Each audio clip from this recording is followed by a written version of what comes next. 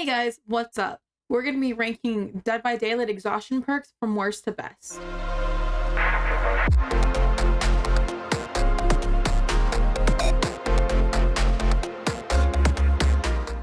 I want to start this video off by explaining what are exhaustion perks. I mean, I feel like most players probably have an understanding, at least a basic one, of what exhaustion perks are, but for anyone who might be new to Dead by Daylight, I think it's helpful to explain what they are. So exhaustion perks are perks that give you a boost of speed for a certain action and then have a cooldown.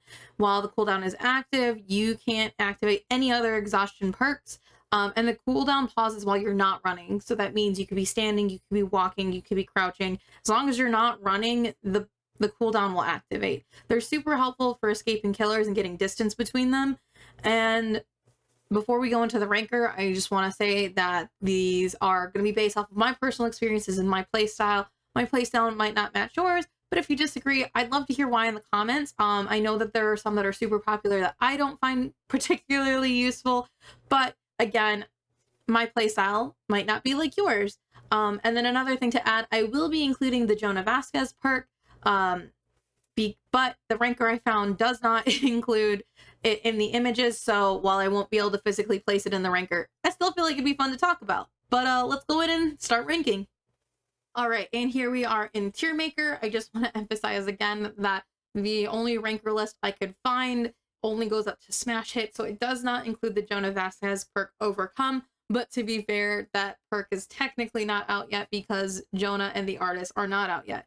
I'm including it in my rankings just because I did get to play as Jonah in the PTB and I did use that perk.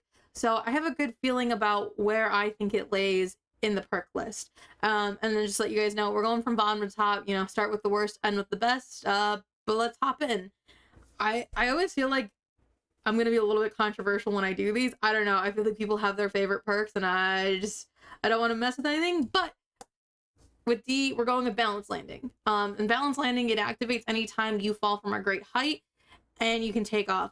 For me, I'm putting this in D rank just because I think it's really limited considering how most maps are built. Unless you're jumping out of houses or you've got a 2-story map, there's not really a lot that you can get more out of other perks, in my opinion. Because even like with the houses, if you use life because you vaulted, you still get out of it. I mean, granted, you get like an extra second of running compared to life because life will activate while you're still in the air. But I just think comparatively, there are other perks that you can get more mileage of. Another one that I think people aren't gonna like of where I rank it, I'm putting Sprint Burst at C. And not that I think it's a terrible perk, I think it's really great, especially if you're one of those survivors that can bait gens, hang on to the generator to like the last possible second and then take off. My problem with it comes in the fact that it activates anytime you run. So there's not really any way to preserve it.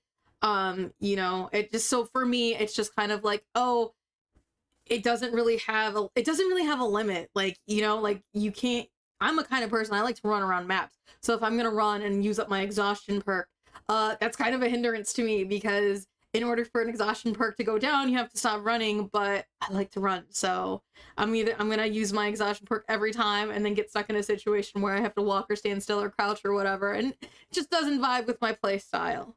But going on to B tier, there's actually 2 in B tier that I do like. And the first one is going to be Adrenaline. So basically, it activates when the doors open. I think it's really great because it also can pick you up from a health state. So if you're dying, you can pick up and run towards a gate. I think that's super helpful. I'm not giving it a super high ranking just because it only activates once. Pretty much any exhaustion perk you can use multiple times, except for this.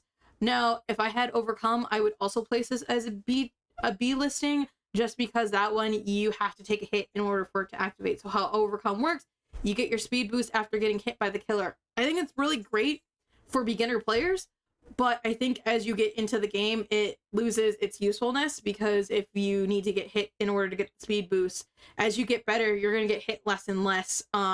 Or, like if you're in a situation like Noed, it's not going to do you anything because you're automatically going to get downed. But now on to our A tier list. I feel like my list is going to look super top heavy. I've only got 2 that are C and D, and A or B, A, and S are all going to have 2 of their own. So this one I think this one is gonna hurt a lot of people. So on my A tier list, I'm gonna put Smash Hit.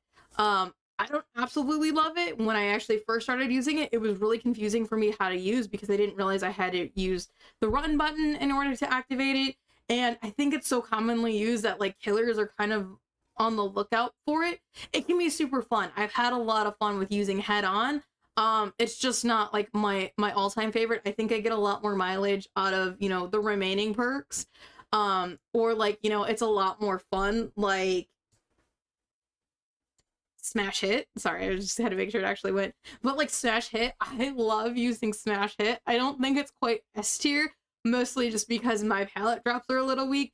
But I mean, it feels really good when you whack the killer with a palette and just take off. I just think it's absolutely funny. I also think the timing of that is really great because, you know, when you stun them with the palette and you get that extra speed, you do gain quite a bit of different distance from the killer, which I think is super helpful. Now, my second to top is gonna be Dead Hard.